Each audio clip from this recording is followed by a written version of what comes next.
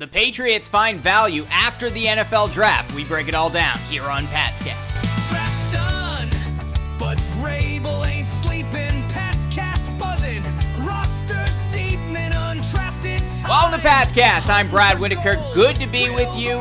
Undrafted free agency has come and gone. Presumably there may be a few more players signed, but the Patriots have added 20 players since the NFL draft, and they got to work right away, signing players immediately after the 7th round came to a wrap. And I know undrafted free agents, it's not the most exciting thing, but you can find some real talent there. I mean, the Patriots, they found Malcolm Butler in undrafted free agency. David Andrews was added as an undrafted player. Last year, they added Del Pettis, who made some contributions out there. So you can find some real talent when it comes to the UDFAs, if you will. And I think the Patriots got some guys, and certainly some guys who will contribute. Now, I'm not going to go over all 20 names, because like I said, 4 or 5 of these guys at most will probably make the roster. But I think some of these guys will. So, I'm not going to focus on the kid from Endicott College. Sure, it's a lovely story, but really the players that I see potentially making the roster, and there are some good ones here. That starts with Chisum III, the lone founding father that nobody knows anything about. Terrific name. I'm sure he has a fantastic signature. 5'10", 195 pounds, out of Eastern Washington. And this is a common theme for after the draft. A lot of FCS players, because they're not coming from big name programs. They're not going up against big name Division I level competition. So a lot of these players end up falling undrafted. But this guy's a highly competitive player. Makes first tacklers miss. Maximizes yards after the catch. He's a polished slot receiver. Another slot receiver added to the roster. Uses tempo changes and sharp footwork to sell route breaks. Has reliable hands. Catches with focus, extension, and strength. Excelling in traffic. He's also a special teamers guy. Has plenty of punt returning experience. And look, we know this is a crowded receiving room that the Patriots have right now, but this is the type of guy that you could see really challenging for a roster spot, or you throw him on the practice squad, and chances are someone won't pluck him away as an undrafted player. But the question is, why is he an undrafted player? Obviously, it's the FCS competition coming out of Eastern Washington, but the real issue is he's slow, okay? When you draft a 5'10" receiver that's under 200 pounds, you want some speed out there, and he ran a 4.7 140 at his pro day. So that's not great. Also has short arms, so there isn't much of a catch radius there. Leads to lots of drops outside of his frame. Route leverage could use a little bit of work. But look, this is the type of guy that, if you can develop him, could potentially become your Julian Edelman or Wes Welker of the future. Now, do I think that's likely? No. But, Julian Edelman, I think, ran a 4.5 40 or 4.51, but Wes Welker ran a 4.65, so that's fairly close to what Chisum ran at his pro day. He's quick, but he's not fast, if that makes any sense. Decent route runner, decent catcher, he's just undersized, and, going to struggle to make the roster, especially with that crowded receiving room, but look, Javon Baker, Jalen Polk, even, Kendrick Bourne, they're probably all on a short leash right now. Kayshon Boutte, I think a little higher up than most people do, because he had a spectacular season last year, only in year 2, and I think that's why he's on the trade block, because there's actually some value there. But I do hope the Patriots, I'd much rather they keep Kayshon Boutte on the roster and get rid of a Kendrick Bourne, and then see how it plays out with Polk and Baker, thinking that one or maybe both of those guys are eventually cut. If that's the scenario, 3 of those 4 guys are gone, Chisum has a decent training camp, he could potentially make the roster, or at least a practice squad spot. I thought this was an excellent decision, but again, he's a little bit slow. A little bit. He's slower than most high-end tight ends that were drafted at the top of the draft. So he's very slow for a small receiver, but quick, just slow, if that makes any sense. But Wes Welker kind of was that type of player. He could eventually become that guy. And with real NFL-level coaching coming from Eastern Washington, there is some potential there. I do like this pickup, even though it's a flyer, let's be honest. Lan Larrison, running back out of University of California, Davis, 6 foot, 215 pounds. Versatility was a common theme that we saw throughout the draft. The Patriots I guess you could call Will Campbell versatile because some people think he's a guard. But Travion Henderson, certainly a versatile back, can be a third down guy, and a regular power 3-down back, great blocker. Lan Larrison, very similar frame, 6 foot, 215 pounds. UC Davis, another minor school, FCS competition, Big Sky conference, but elite production, with also some kick return experience. Had 49 returns in college, 23 touchdowns. He's a red zone threat, strong physical runner, balanced through contact, sudden second level cuts, well-built frame for his height, pass game prowess, smooth out of the backfield, runs varied routes, makes tough catches. He's also a pretty decent pass protector. 0 fumbles in college, although I am getting some conflicting information here. This is the issue with some of these undrafted guys, is that there just aren't scouting reports on some of them. I mean, some of these guys, I was going into like Max Prep's high school stuff just to get a little bit of information about them. So they're all players that could develop into something great, or they won't even make the team at all, and they'll be cut before training camp even starts. So it's really hard to tell. But this guy supposedly had 0 fumbles in college. But I also see a note here that says his fumble to carry ratio was noted high. So I don't know what that means. Let me know if you've been following Lan Larrison out of UC Davis. All the UC Davis people watching this podcast. Did he fumble in college? Because I'm getting conflicting information here. But some of the other weaknesses, his route running could be a little bit more refined, although it's not bad. Average vision, rushes through early run stages, limiting lane choice.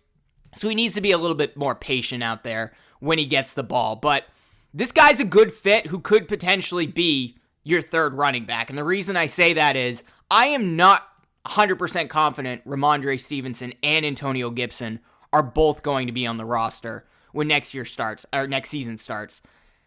Antonio Gibson was an Elliott Wolf pickup, and I actually think it was one of his better pickups. He was the better back at the end of the year than Ramondre Stevenson, so maybe that means Ramondre's more on the chopping block than Antonio Gibson is, but Gibson has a little bit more of that versatility. If they want 3 versatile backs, you could see them having Henderson, Antonio Gibson, and then Larrison, the undrafted guy that I'm talking about, and then just trading Ramondre, cutting him or whatever. But I would think in that scenario, you'd want to keep the power back, Ramondre Stevenson, and then stick with the versatility with Henderson and Larrison, and then Antonio Gibson, unfortunately, is the odd man out there.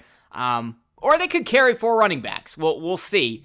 But this could be your running back number 3 if one of those guys is cut, and also can contribute with special teams. So I give this guy one of the higher odds of making the roster here. Just because he can contribute on special teams, and because there is a lot of uncertainty with that running back room right now and what Mike Vrabel is going to do. I mean, he's cut some good players. He cut Juwan Bentley. He cut David Andrews. He cut another good player who I'll talk about at the end of this podcast. I don't know. I think this was a good pickup. Lan Larrison, running back, UC Davis, kind of a more developmental version of Travion Henderson, who they just drafted. And those are the types of running backs that clearly Mike Vrabel covets, and that's why he was signed here in undrafted free agency. The third guy I have on this list is CJ Dipper, tight end out of the University of Alabama. Now, a lot of people thought he would have been a 5th or 6th round tight end. So this isn't an FCS guy. This is a talented player who should have gone in the draft, but ultimately slipped to undrafted free agency. And we talked about on this podcast many times, tight end is a sneaky need for the Patriots. Hunter Henry, getting up there in age, good veteran leader. Austin Hooper, you only have under contract for a year. You drafted Jaheim Bell, but he's kind of a Swiss Army knife tight end that, frankly, they could make him a running back if they really wanted to, or a different type of wide receiver. So you have to address tight end at some point and get someone there that has the size, the developmental ability, the traits, and can learn from Hunter Henry and eventually become your number 1 or number 2 tight end. I think CJ Dipper could be that guy. 6'5", 256 pounds, was a senior at Alabama this last year, but also spent a couple years at the University of Maryland. 13 games in 2024, 21 receptions, 256 yards, 12 yards per catch. So doesn't have massive numbers, only had 65 career catches. Didn't even top 800 yards in that time, only 3 touchdowns. So there is a lot that this guy could potentially develop into because of the traits. Again, elite athleticism, ran a 4.69 40-yard dash. That puts him in the 88th percentile among tight ends, and is 2/100ths of a second faster than the 5'10" Efton Chisum, who I just mentioned at the top of this podcast. So he's faster than Chisum at 6'5", almost 260 pounds. Decent vertical, almost 35 inches, 10-inch broad jump. Bench 32 reps, which puts him almost in the 90th percentile. Ranked 4th among tight ends in the draft this year in athleticism. He's also a versatile blocker. That's really what he's known as. So even though I said the numbers don't jump off the page, he would enter the league primarily as a blocking tight end. Now, that doesn't mean you can't develop him into an all-around guy, but go watch some of the tape of this guy. Effective in line as a lead blocker, good footwork, balance on zone blocks. Whatever you ask of him, you put him at the edge of the line, he's going to put himself out there. So I think this is a really good addition, especially with Hunter Henry, who's more of an all-around tight end, but more of a pass catcher. Austin Hooper, primarily a pass catcher. Jaheim Bell, who knows what he is. This adds your blocking tight end. I give him a real shot of making this roster. And you this is a guy that if you put him on the practice squad, another team would take him. So a lot of pressure on him in training camp. But some of the player comps here, Dawson Knox, pretty good player for the Buffalo Bills. Combo between blocking and pass catching, gonna start as a blocker and slowly develop into a good pass catching tight end if all works out here. Now, what are his weaknesses? He struggles to avoid contact at release and in routes. Inconsistent hands. He drops passes outside of frame. Again, not a ton of catches. And how is the blocking going to translate to the NFL? Looks good in tape at college, certainly going against solid SEC competition, but you don't know how that's going to fit. But I give him a really good chance at making this roster, especially because he's the kind of player another team would want to steal away if you put him on your practice squad. But he's going to have some competition, and that's because they also signed G. Scott Jr., the tight end out of Ohio State. I think his father, G. Scott Sr., might have played there as well, or he's like a football commentator or something. But G. Scott Jr., 6'2", 238 pounds, so a little bit of a smaller tight end there. Elite athleticism, though, ran a 4.6 40, so even faster than Dupree, who I just mentioned. But another good tight end from a real program. They got a tight end out of Alabama and a tight end out of Ohio State. So, one of my minor complaints about what the Patriots did in this draft was not taking a tight end. Well, they still got two tight ends from two powerhouse programs, and we know the Ohio State connection with Mike Vrabel. Now, he was a 5-year player. Like I said, he's a bit smaller. He actually started as a wide receiver before transitioning to tight end back in 2021. 4.6 40, 35-inch vertical, 25 bench reps, wide receiver-like speed. He's a polished receiver, fluid route runner with soft hands and body control. Real red zone mismatch because of his size and his speed. That he's a smaller tight end, so he can move around in the red zone in ways that's easier to cover with some of the bigger size tight ends. High football IQ because he made that transition from wide receiver to tight end in a real powerhouse program. He's able to find soft spots in the zone very well for a tight end. So what are the drawbacks? Well, limited production, 20 catches, 140 career yards at Ohio State with all the competition he had there. Lacks punch and anchor at the line, so he's going to struggle blocking in the NFL. Unlike Dupree, who I think is going to be able to block at least at a decent level right off the back, this guy is going to struggle early on. Coverage struggles at time against man coverage, which is not great for a guy with that type of speed. You hope that would be a little bit better. And minimal starting experience in college. So the draft comp here is Tommy Tremble, 2021 third rounder from the Carolina Panthers. So, look, we know Vrabel's going to like the guy because he went to Ohio State, so that's going to give him an edge against CJ Dupree. But between those two guys, I think CJ Dupree would be the one that would make the roster, and G. Scott is the odd man out. But, there's going to be some competition there, and the best man is going to win and probably make the roster. So really good on the Patriots after not taking a tight end. I'm sure they wanted to, but just the way the draft board played out, it was not as big of a priority as I think a lot of us had hoped it would be. But Ohio State and Alabama tight ends with a lot of developmental potential, that's what you're looking for in undrafted free agency if you're looking outside of the FCS value guys. And the Patriots really got some value with these signings. As I mentioned, Patriots didn't take a tight end in the NFL draft. They also didn't find a future backup quarterback for Drake May. Well, they may have potentially found one with Ben Woolridge, the quarterback from Louisiana, the Ragin' Cajuns, 6'3", 216 pounds. As a senior at Louisiana, completed 66% of his passes. You always want it to be above 60%, so that's good. Decent numbers, almost 2,500 yards, 17 touchdowns through 6 interceptions. Also had 174 rushing yards and 5 rushing touchdowns as well. Now, his completion percentage did go up quite a bit. He's averaged about 61% throughout college. So he has improved over time, has a decent amount of experience playing for a lower college football program, but he's an accurate passer, excels in short to intermediate routes with a very quick release, which Drake May, frankly, does not have. With all the great things we say about Drake May, he does not have a quick release. He's a poised leader, calm under pressure, commands respect in the huddle, 36 starts in college.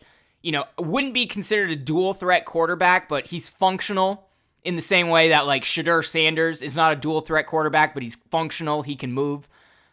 So this was a good value selection and a guy who could potentially develop into Drake May's future backup. The reason why he wasn't drafted, not great with the deep balls, average athleticism, sometimes has some lapses in decision making, and of course, going against AAC competition, how is that going to translate to the NFL? But it's going to be Drake May, number 1, Josh Dobbs, number 2, but I think there's a very high probability this guy is your emergency third-string quarterback throughout the season, and you're probably not going to use him. We're probably only going to see him play in the preseason, but this is where they got their quarterback. It wasn't in the draft. There were some good players in the draft that I think the Patriots could have taken. The kid from Notre Dame, Riley Leonard, would have been an excellent choice. Will Howard from Ohio State, the national champion, would have loved to see that happen. The other kid that the Cleveland Browns took ahead of Shedeur Sanders, I really liked, Gabriel, who is small but really looks like a solid spot starter, long-term backup quarterback. Would have liked to see them draft one of those guys, but look, they addressed all the positions of need, and they found their quarterback here, and regardless, even if they had taken Will Howard or Gabriel or Riley Leonard, probably would have been your emergency third-string quarterback. So they can always take another quarterback next year, so it wasn't as big of a priority, but this guy's gonna be your third-string guy. I think there's probably about a 70 to 80% chance that happens. Next on my list here, I have Jordan Polk, the defensive back out of Texas State. This guy's sneaky good. I think he really might actually make the roster, especially with all the competition at the defensive back positions. There's a lot of depth there, but 6 foot, 195 pounds. I see this guy being the Del Pettis of this year's Patriots team. Elite playmaker, forced 4 fumbles, showcase physicality and ball hawking instincts, led Texas State with 69 tackles, can move from sideline to sideline very well, played box safety and slot with strong run support, also can contribute on special teams, reads plays well, disrupts ball carriers. Reason he dropped, well, of course, playing at Texas State doesn't help. Limited coverage stats, going against Sun Belt competition, average athleticism, and of course there's a crowded DB room right now with Duggar and Peppers and Gonzalez and Kobe Minor, who they drafted. So there's going to be a lot of competition for this guy, but I could see him being the last guy to make the roster like Del Pettis was last year, or one of the last guys to make the roster. But this is one of those, he was an all Sun Belt honorable mention. Can play box safety, nickel, special teams enforcer. Fitz-Vrabel's hard-hitting, multi-safety defense. I could see it happening. He's on the fence, but this is one of those prove-it type players, and I think he has a shot there. But the next guy who I really like is Jack Connley, the interior offensive lineman out of Boston College. 6'7", 325 pounds, grew up in Connecticut, started all 12 games at right tackle in 2024, has 31 career starts, has played at right guard, right tackle, left guard, and a little bit at tight end. Played 60 straight games, which tied a Boston College record. He was a 3-star recruit out of high school. The size is there, right? I don't think he's going to be a swing tackle like some people think he is because of his size. He's probably going to be a swing guard, if you will. But the length is there. Started at lots of positions, plenty of versatility, sits in base, resisting bull rushes and pass protection, active eyes and football IQ and picking up stunts. All these Boston College offensive linemen are, super smart players, learned from Bill O'Brien. We know the connection there with Mike Vrabel and O'Brien's connection with New England. This is a guy who played next to Ozzie Trapilo. Ozzie Trapilo went a little earlier than I had hoped in the draft. Really thought the Patriots were targeting him. They probably were. But this isn't a bad depth piece that has a real chance of, maybe not making the roster in year one, but being a practice squad guy who slowly works his way up. Limited athleticism because of his size. High pad level because he's 6'7".